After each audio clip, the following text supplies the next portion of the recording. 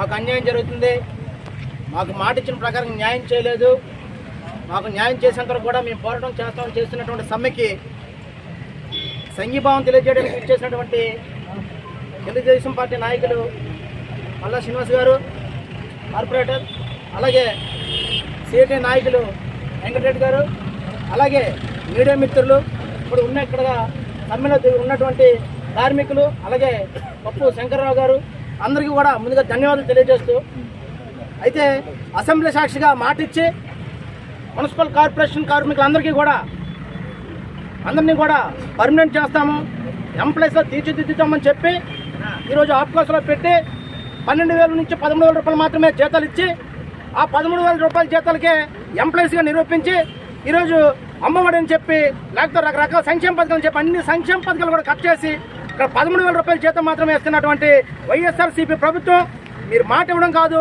మాట నిలబెట్టుకునే విధంగా వెళ్ళాలి. ఈరోజు కార్మికులు ఎంత ఆవేదన వ్యక్తం చేస్తూ ఉన్నారు, ఇబ్బందులు పడుతూ ఉన్నారు, అన్ని రకాల కార్మికులు ఇబ్బంది పడుతున్నారు.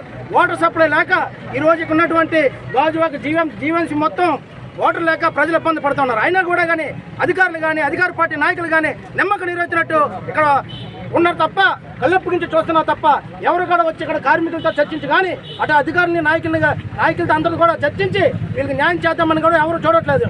మీరు ఇదే విధంగా పోతే ఉన్నటువంటి వాటర్ సప్లై కార్మికులకు కానీ అన్యాయం కానీ జరిగితే జనసేన పార్టీ తరఫున మేము తీవ్ర ఉద్యమం చేసి రేపు జరగబోయే 9వ తారీఖున బడ్జెట్ సమావేశాలు జరుగుతున్నాయి. బడ్జెట్ సమావేశాల్లో కూడా అందరినీ తీసుకొచ్చి మేము అక్కడ సమావేశాలను కూడా ఆఫ్ చేస్తామని చెప్పేసి మాతో పాటు అఖిలపక్ష రాజకీయ నాయకులను తెలుగుదేశం పార్టీ, సిఐటి, సిపిఎం అన్ని రకాల రాజకీయ నాయకులను కూడా అక్కడ తీసుకొని వచ్చి కార్మికులను కూడా తీసుకొని వచ్చి ఇబ్బంది పడతామని చెప్పేసి తెలియజేస్తా ఉన్నాం. మీరు మాట ఇచ్చింది ఏది ఒక్క మాట కూడా నిలబెట్టుకోలేదు. మీకేం పోయిందని ఆ రోజు కరోనా సమయంలో ప్రాణాలు తెగించి ఇంటింటికి వాటర్ సప్లై చేసి ఆ రోజు పారిశుద్ధ్య కార్మికులు ఒకవైపు ఇప్పుడు ధర్నాలు చేస్తూ ఉన్నారు, వాళ్ళని ఇబ్బంది పడుతున్నా అన్నారు. ఒకవైపు ఎలక్ట్రికల్ డిపార్ట్మెంట్ వాళ్ళని కూడా ఇబ్బంది పడుతూ ఉన్నారు, ఇటు వాటర్ సప్లై డిపార్ట్మెంట్ వాళ్ళని కూడా ఇబ్బంది పడుతుంది. మీకు అధికారం ఇచ్చింది, మీకు గవర్నమెంట్ అప్పగిచ్చింది దేనికోసమని? ప్రజలకి వాళ్ళ యొక్క డబ్బులు తీసుకొని మీరు హ్యాపీగా రాజ్యార్కం అనిపించడానికి కాదు, ఇక్కడ వస్తున్నటువంటి నిధులతో ఉన్నటువంటి ఆదాయంతో ప్రజలకి ఏ విధంగా సంక్షేమం చేస్తామని మీరు గొప్పలు చెప్పుకుంటున్నారు. అలాగే ఉన్నటువంటి ప్రజల్ని పరిపాలిస్తున్న నాయకులతో పాటు ప్రజలకు సేవ చేస్తున్నటువంటి కార్మికులు కూడా ఈరోజు ఉద్యోగస్తులుగా గుర్తించి వాళ్ళకి పూర్తిగా పర్మనెంట్ చేసి వాళ్ళకి 21,000 రూపాయలు జీతమైనా ఇవ్వాలి. లేదంటే మాత్రం ఖచ్చితంగా మీరు ఇచ్చిన మాట ప్రకారంగా మేము చేయలేము, చేతకనవాలని చెప్పేసి ప్రభుత్వం దిగిపోయేస్తే రాబోయే ప్రభుత్వం వీళ్ళకి 21,000 రూపాయలు జీతంతో ప్లస్ డీజేతో కూడినటువంటి బేసిక్ వచ్చేంత వరకు కూడా మీ అందరం కూడా పోరాటం చేసి సాధించేంత వరకు కూడా మేము అందరం ఉంటామని చెప్పేసి చూడలే ఉంటాం. మీరు తక్కువగా ఏదైతే ఉన్నారో ఉన్నటువంటి వాటర్ సప్లై కార్మికులే కదా ఇక్కడ ఉన్నారు, ఎవరిని వారు మీరు విభజించే పాలిస్తున్నారు.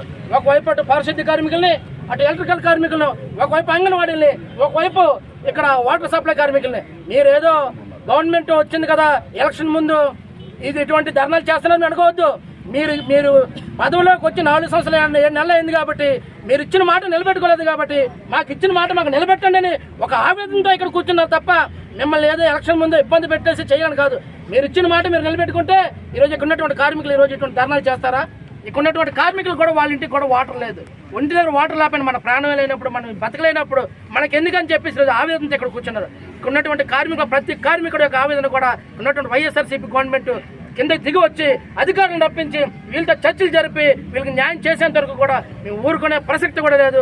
రేపు జీవీఎంసీ కౌన్సిల్ 9వ తారీఖు జరగబడుతుంది, బడ్జెట్ సమావేశాలు ఉన్నాయి, అందులో జీరో బడ్జెట్ ఉండదు, ఇది ఉండదు, 0 అవర్ ఉండదని చెప్పేసి లేకపోతే అంశాలు ఉండవని చెప్పేసి చెప్తారు. అయినప్పటికీ కూడా అన్ని రాజకీయ పార్టీలు కలుపుకొని అక్కడికి వెళ్ళి దాన్ని సమ్మింప చేస్తామని చెప్పేసి తెలియజేస్తా ఉన్నాం.